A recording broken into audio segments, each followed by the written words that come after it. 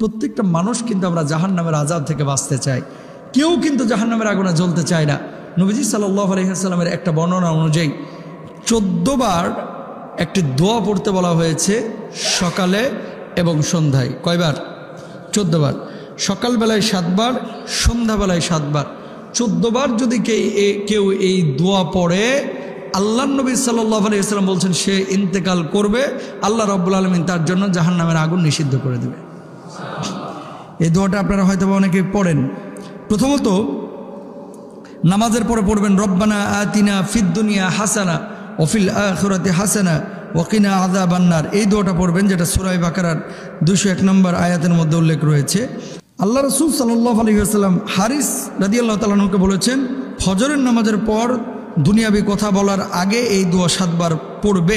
কেউ কেউ এটাকে দুর্বল বলেছেন, আবার বলে দিই এই হাদিসটাকে দুর্বল বলেছেন, তবে অনেক ইসলামিক স্কলাররা এটাকে আমলযোগ্য বলেছেন।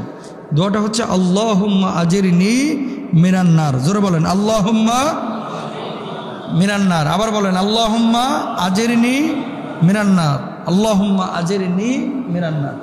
হে আল্লাহ, আপনি আমাকে জাহান্নামের আগুন থেকে মুক্ত করুন, মুক্তি দিন।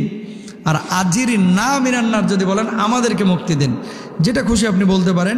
সুনানে আবু দাউদের 5079 নম্বর হাদিস। যদিও সনদের ব্যাপারে দুর্বলতা আছে, কিন্তু অধিকাংশ মানুষ স্কলার বলতেছেন এটা আমলযোগ্য। যদি আপনার মন চায় আপনি করতে পারেন।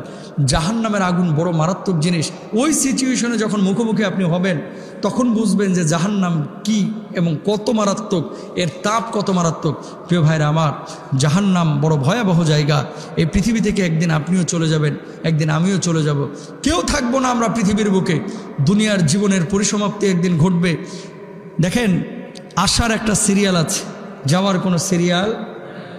জীবনের সূচনা আছে, কিন্তু আখিরাতের জীবনের অনন্তকাল একটা সময়, যে সময়ের শুরু আছে কিন্তু শেষ নাই। ক্ষণস্থায়ী জিন্দেগির জন্য আমরা চিরস্থায়ী আখিরাতকে কেউ নষ্ট করব না, ইনশাল্লাহ। বলেন আরো জোরে বলেন।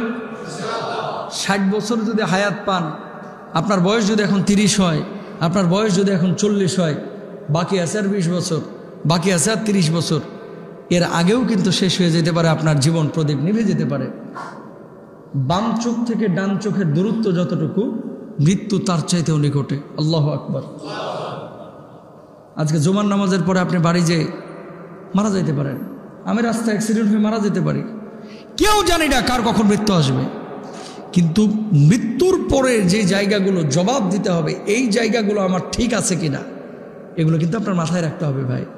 যদি রাখতে না পারেন, আপনিও ধরা খাবেন, আমিও ধরা খাবো।